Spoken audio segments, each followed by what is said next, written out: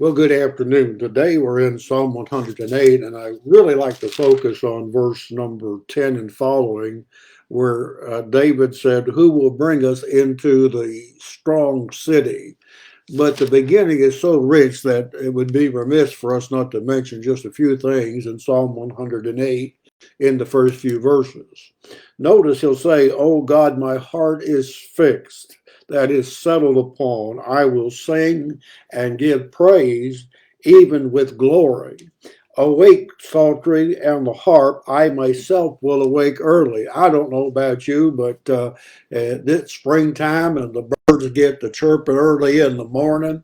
The alarm clock goes off, and it'll stir one to be awake, to get out of bed. Maybe you have some neighbors that make a lot of noise that rob you of your sleep.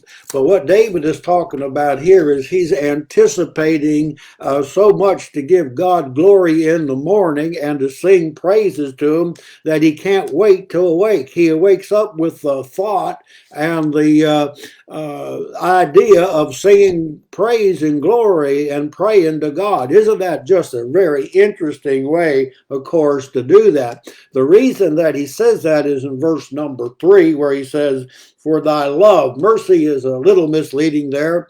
It's the idea of a covenant love or loving kindness when he reflects upon the love of God, and that is higher than the heavens. This causes him and motivates him to get up in the morning, and the first thing he has on his mind is to sing praises to God. But let's go over to verse 10, because it's an interesting verse there also, where David says, "Who will bring me into the fortified or stronghold city?" Now, of course, he's not asking where to find the place, but what he's asking is, who will bring me as a conqueror, as a victor into this stronghold? And of course, the answer is a little bit later is that no one could do that because of God. Now the stronghold that he has in mind, as you look in verse number 10, is Edom. And Edom was one of the ancient enemies of Israel. They hated God's people. And when you get into the book of Obadiah, and we talked about that a few weeks ago, so I won't go back there, but Obadiah was a proud place, and their home was in the clefts of the rock, and they thought that they were invulnerable, that nobody could take them down. And of course, God said, "I'll bring you down," in Obadiah 3 and 4. But I want you to think about something.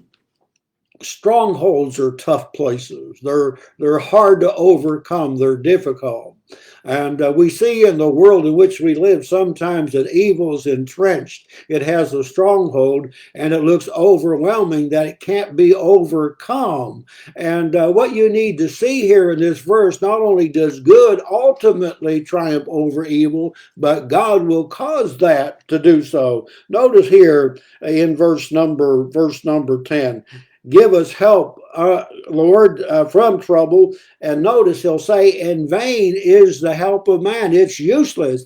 I think we need to pray more about God, altering the course of history, that overcoming wickedness in the nations and in the world, that we ought to rely more, because what David was relying in this battle was really on the Lord, and he was admitting that it could not be done by men. It was useless. They were helpless.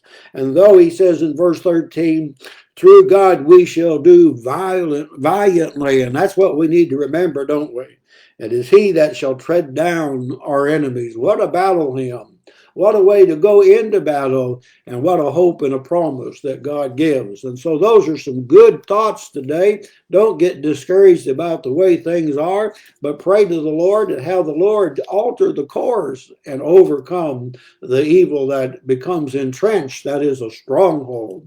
So we'll be talking to you tonight. I hope you'll be with us. We're in Psalm 107 tonight. It's a great psalm, and I think that you're going to find it tremendously interesting.